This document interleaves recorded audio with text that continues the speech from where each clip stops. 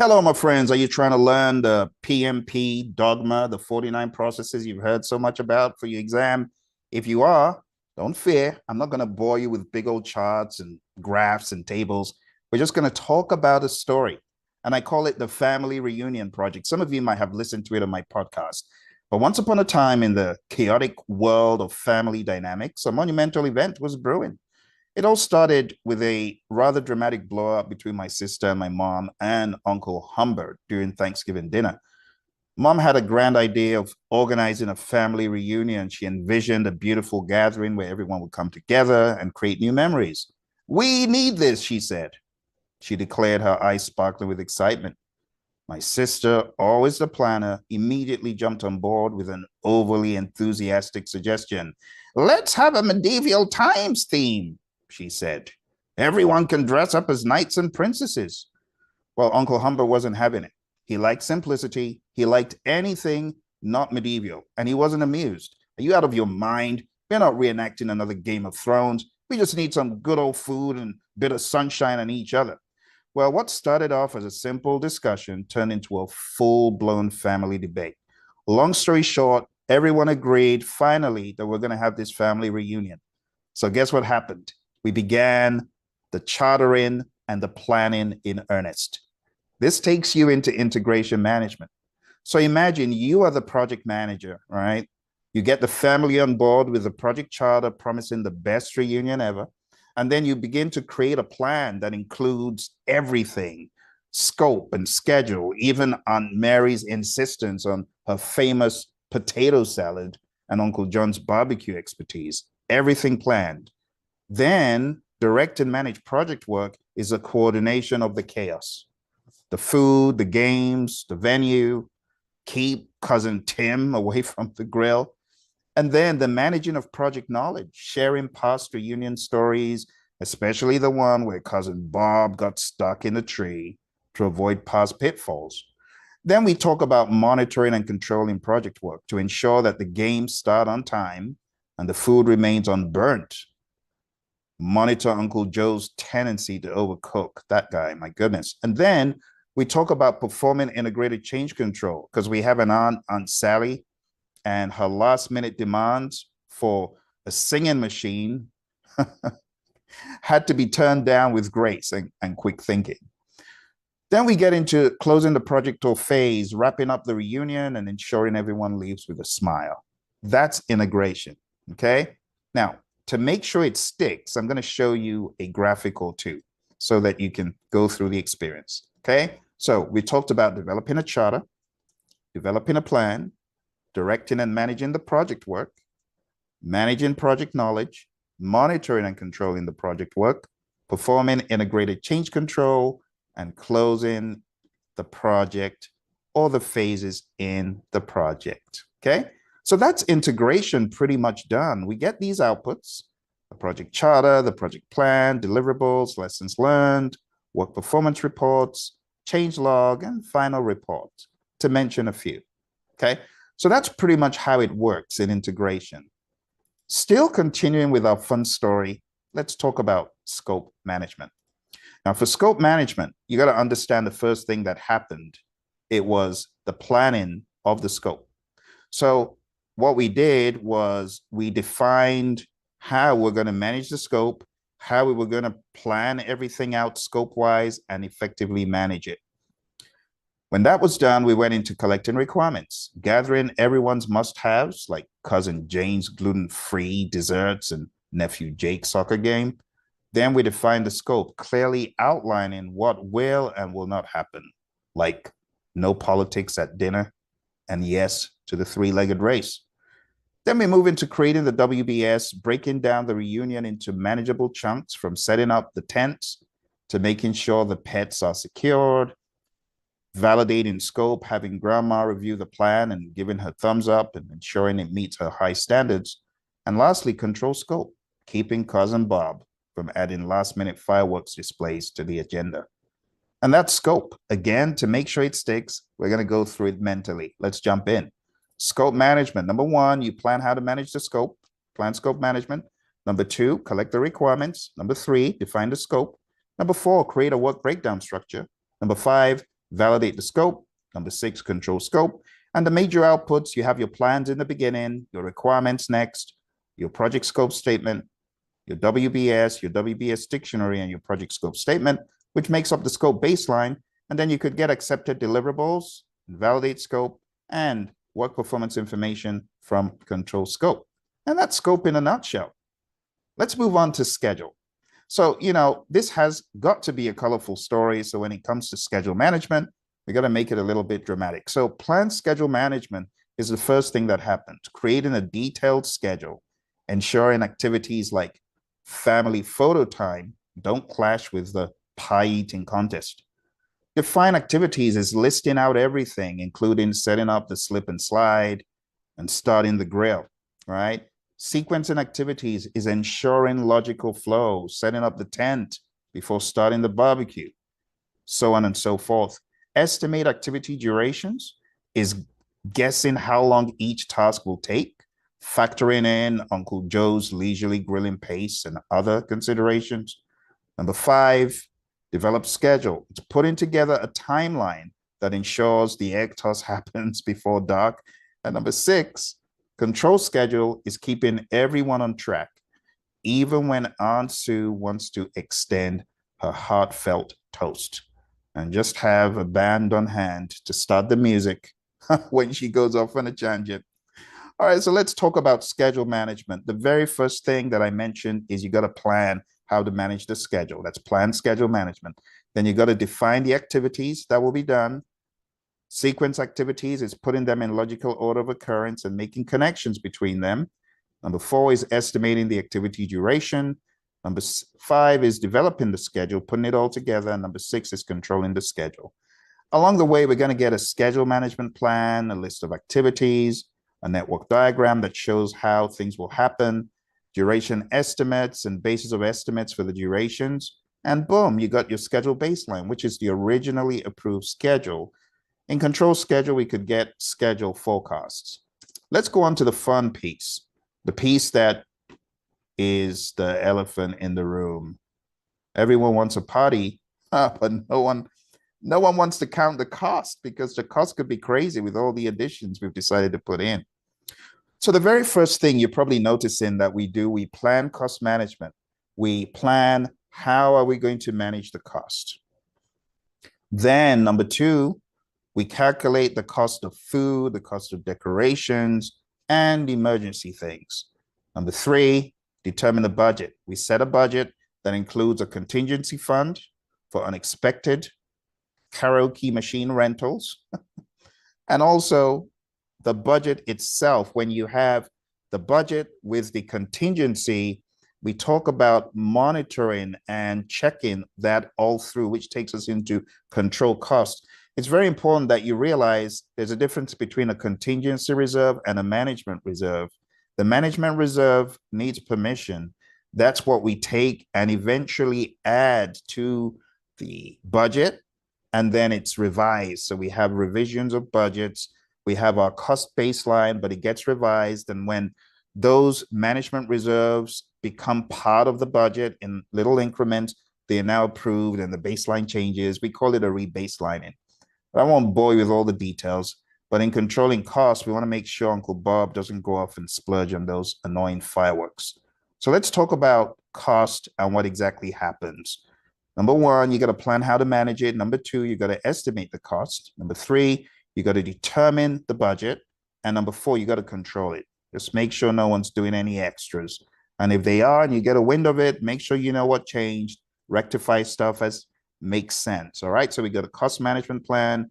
We got cost estimates, BOEs. We got the cost baseline as an output from determined budget. We also know when funding is required. And then we have cost forecasts. And that takes us to a fun and rather subjective area, which is quality management.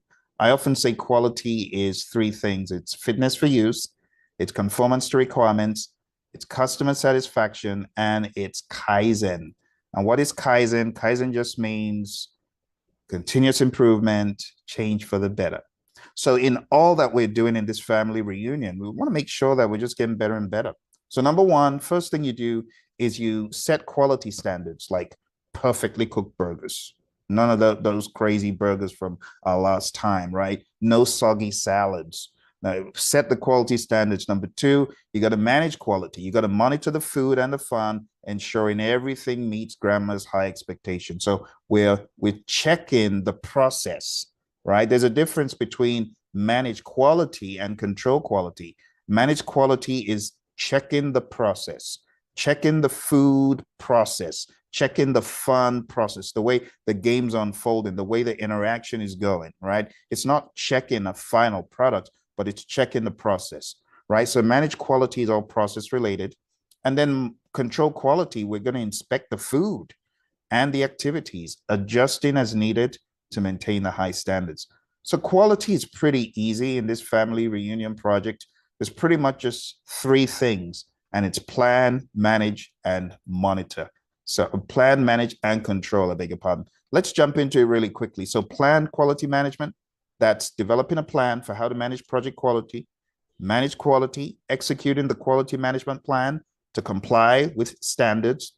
And what we're saying is you're doing quality audits, checking the process. Number three is control quality, and that's checking the product. So there's a difference between two and three. From one, we get our quality management plan and any metrics we're going to be checking. Number two, we get test and evaluation documents that we use to document our testing in the third process, which is control quality. And this is where we have verified deliverables, which just means a stamp of approval on the end deliverable before it goes to the client. All right. Moving on, my friends, let's get into some resource management. So what exactly is a resource?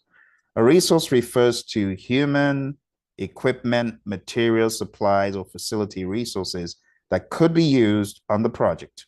So the very first thing that we do is we plan resource management. We take a look at how we're going to effectively manage the resources, and then we could also be involved in writing a team charter or social contract or team contract, all the same thing, but in the team contract or social contract or team agreement, we have ground rules, do's and don'ts, expected behavior, no fighting, no coming to blows, no acting like crazy family members. So the very first thing is putting that plan together. Number two, we estimate activity resources. We determine the number of hands needed on deck to set up the tents, manage the kid games, manage the crazy dog, the pit bull, the family dog. And then we got acquire resources, which is gathering everything and everyone, ensuring Uncle Joe gets his special grilling tongs. And then we get into develop team, where we boost morale with a pre-union pep talk and promising of extra dessert. And then we get into manage team, which is keeping everyone motivated, keeping everyone pumped, the rah-rah, keeping them focused, especially during the hot dog eating contest. And then we get into control resources.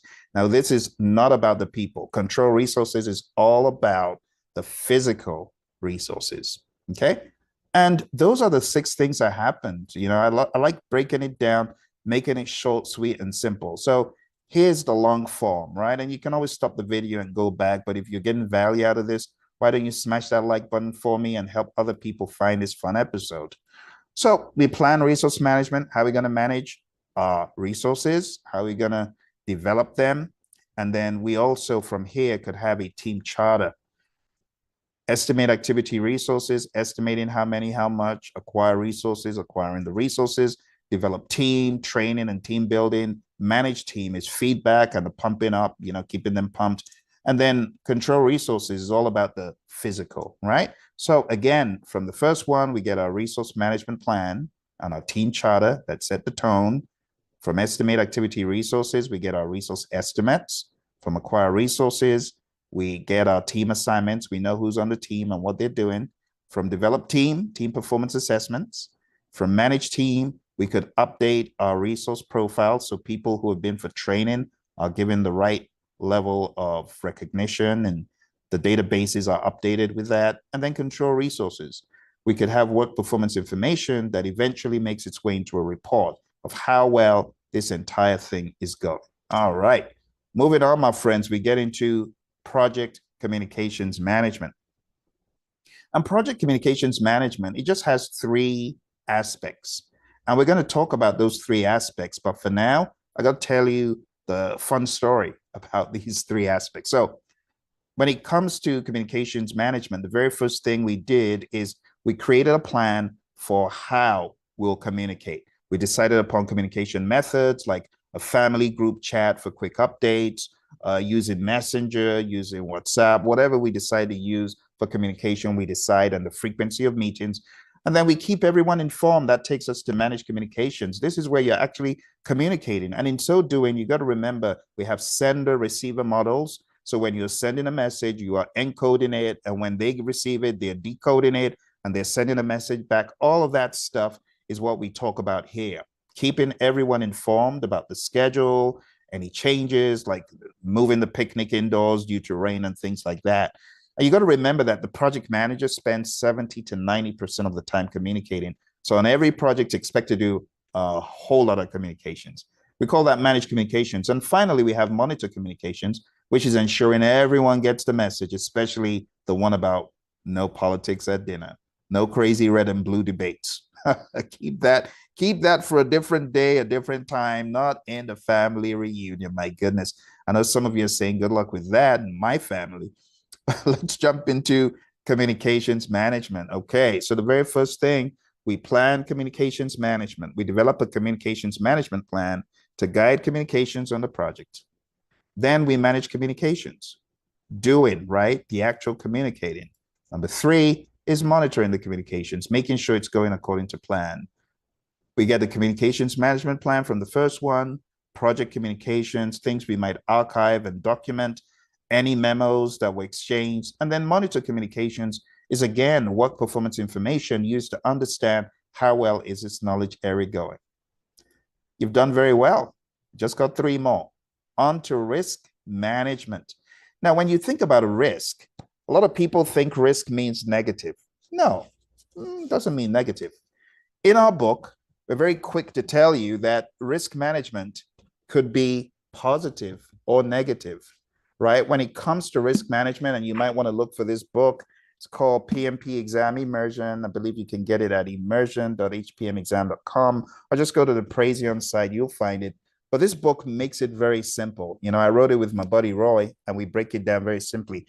And what we say about risk management is it could be positive or negative. What is a risk? It's an uncertain event that could impact the project positively or negatively. Therefore, we have positive risks, which we call opportunities. We have negative risks or threats. Pick your choice. Which one do you want to manage? Someone said, I just want to manage the positive. No, that's the wrong answer. You got to manage both. You got to manage the positive and the negative. When we talk about negative risks, I talk about the A-team mnemonic, ATEAM. You remember Mr. T and the A-team? Well, the A-team is a way that you can remember the mnemonic. It stands for avoid, transfer, escalate, accept, mitigate. It's such a cool mnemonic, A-team, but it helps you remember the 5 approaches to negative risks. Someone said, what about the positive risks? Well, the positive risks is easy. It's a play on words, EASEE. So E could stand for exploit, A could stand for accept, S could stand for share, and the last 2 E stand for escalate and enhance. And those are ways you deal with positive risk. So I've just given you 2 really cool mnemonics. But before we go any further talking about mnemonics and talking about this crazy project, why don't we go a little bit into the 7, because there's 7 approaches or 7 processes to risk management in the PMI's dogma. The first thing you want to do is plan how to manage risk. So we call that plan risk management. Number 2, we call it identify risks. Identify risk is where we identify potential risks like rain or Uncle Bob's firework fascination, burnt barbecue, canceled event due to weather, things like that. Then we get into performing qualitative risk analysis. And this is where we assess risks based on likelihood and impact.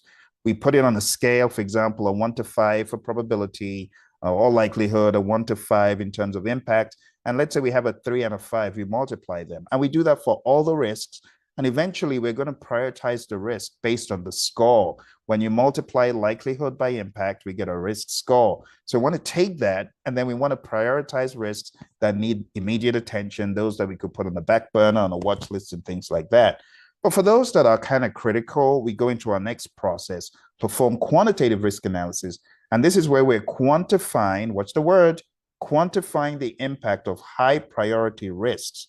So you want to take a look at the probability percent and the impact using a quantitative measure like currency, like dollars, euro, yen, naira, whatever the currency is. And then we're going to end up getting probability times impact to give EMV, expected monetary value. And that just tells you the magnitude. And then when we've done that, there's a summation that takes place to find, as it were, the full total EMV, expected monetary value. And that's what we do in quantitative. Now it's beginning to sound a little bit technical, but don't let it scare you. The exam actually doesn't have a whole lot of that stuff.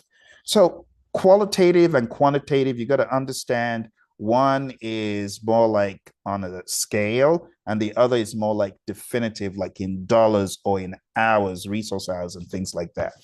But moving on to number 5, we have plan risk responses. And like I said, you can have negative risk, positive risks, but you have responses for those, A, team, and easy.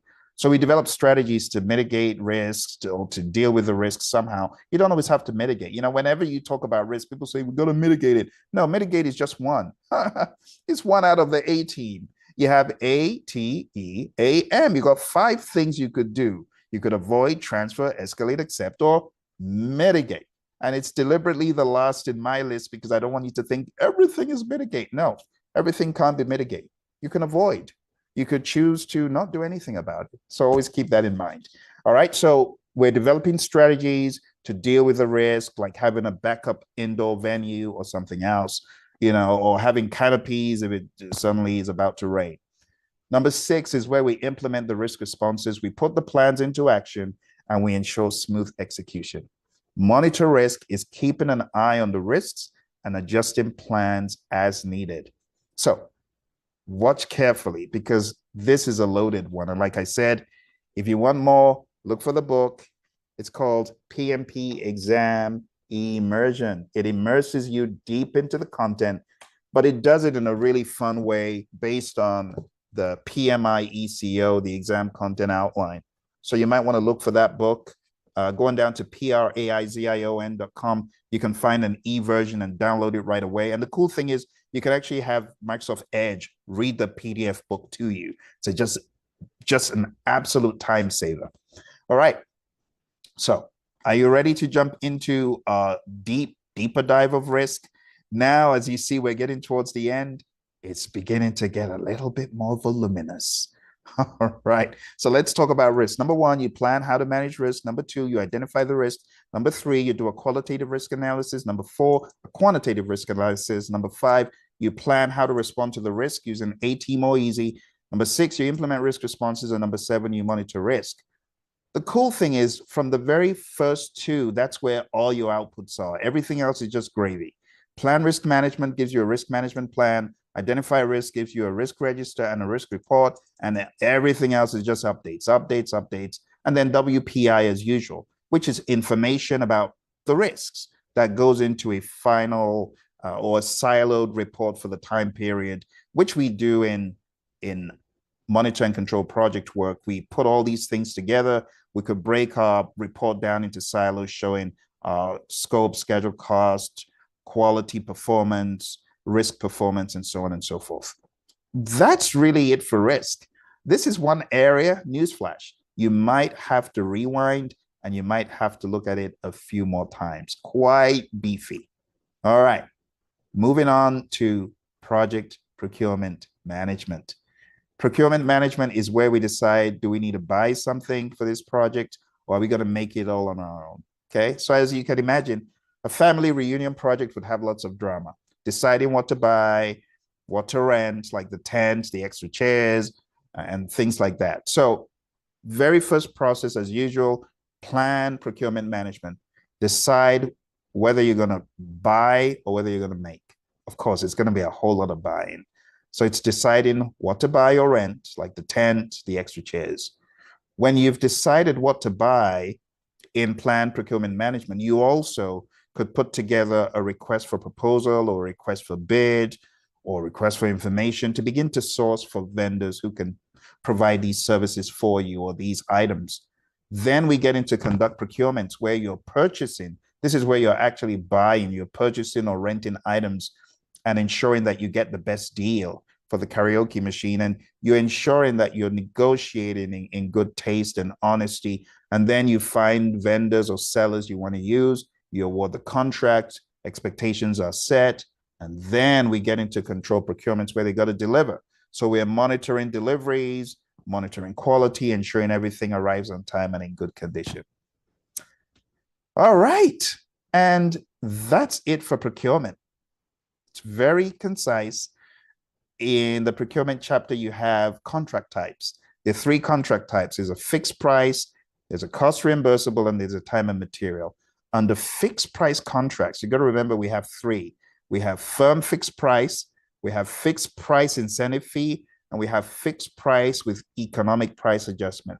So if it were a project that would go on for years, you want to have an FP-EPA with a clause for adjustment, fluctuation, of interest rates, fluctuation of currency, conversion rates, and so on. And then we have cost reimbursable. We have cost plus incentive fee, we have cost plus fixed fee, and we have cost plus award fee. And last but not least, we have time and material. So these are some terminologies that could come up in this area of procurement management. Okay, let's do a very quick review and then we'll just have one left. That's simple. Plan procurement management, planning what you need to buy, what you're going to make on your own, and then write in the RFPs, RFQs, RFIs, IFNs, and all that. And then we get into conduct procurements, the process of obtaining seller responses, selecting a seller, and awarding a contract. And then we get into control procurements, the process of managing the procurement relationship. So again, you got to think about what is going on here. We first plan, do we need to procure anything? If the answer is yes, we have a procurement management plan, a statement of work for the procurement, a procurement strategy for payments, bid documents are created like the RFPs, the RFIs, so on.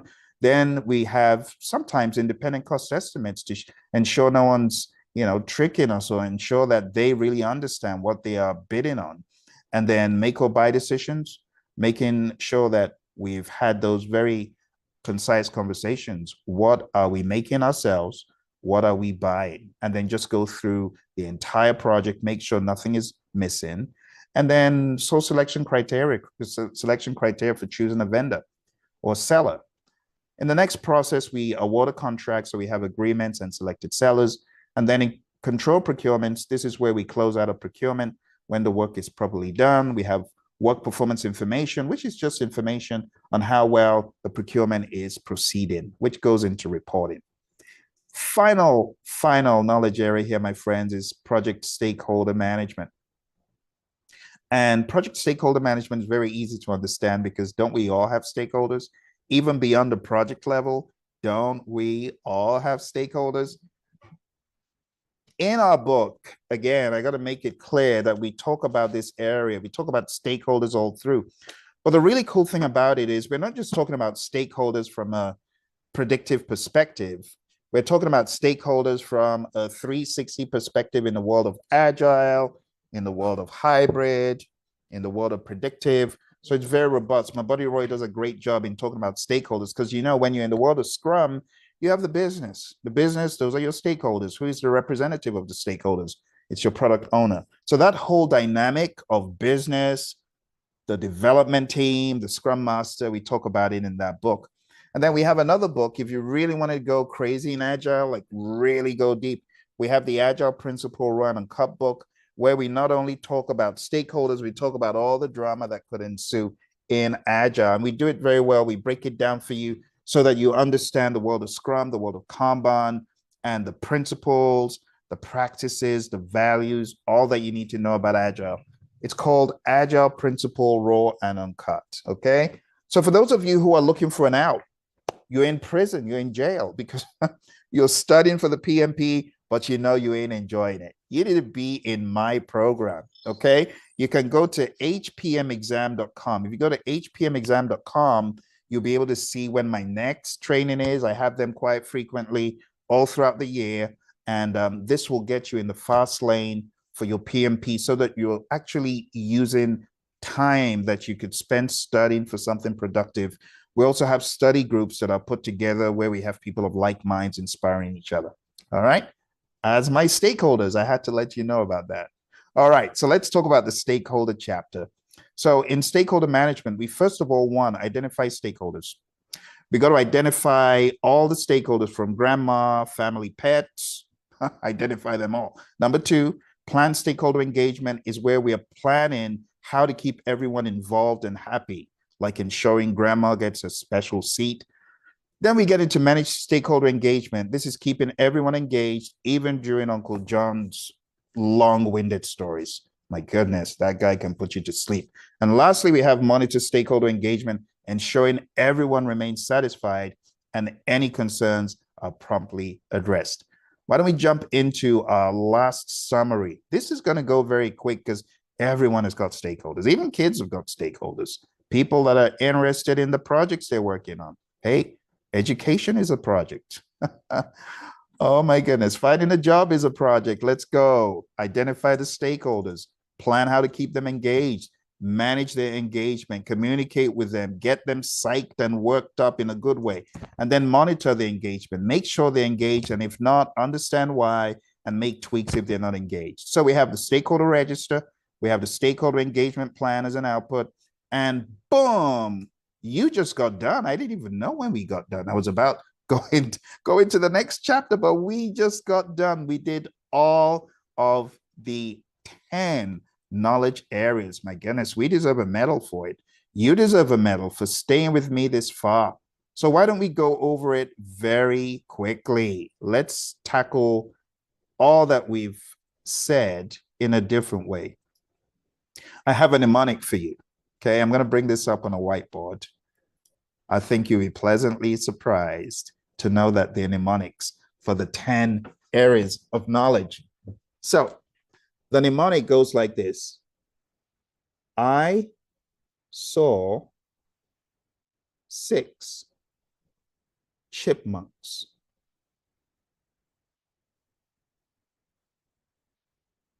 Quietly roasting coffee.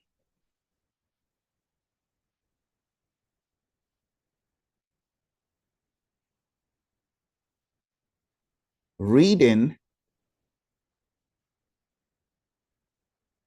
poetry stories. Isn't that outrageous? Reading poetry stories. And this just stands for integration, scope. Let me put them on top here so that I don't want you to forget it. Integration,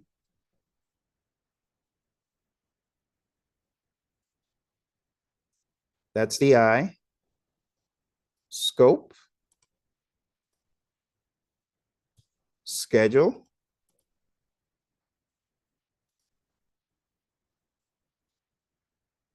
cost,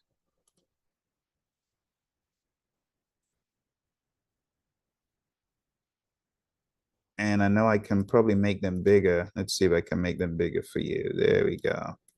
Integration, scope, schedule, cost,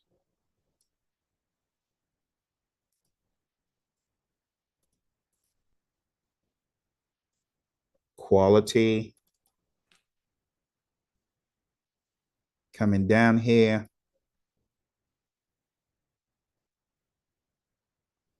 We're going to change the color now so that you keep your eye on the ball. Resource for that one. Communications.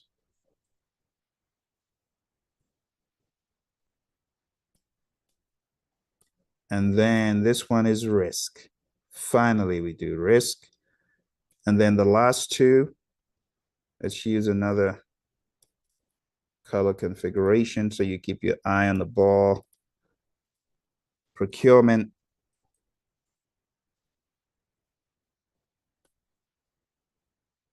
And last but not least,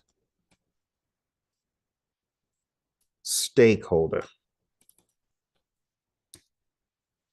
Boom. We just had a blast going over all of them. We took no prisoners. We went over all the 10 knowledge areas with my ridiculous family reunion story. I hope you enjoyed it. If you did enjoy it, smash the like button, give your buddy Phil some love. And if you have any questions whatsoever about any of this, you need to put a comment below so that I can get back to you with answers. Okay. Again, check out these books on our website. This book, the PMP Exam Immersion, you probably want the e-version because we have a workbook that goes with it with 100 of those realistic PMP, what should the PM do next kind of questions.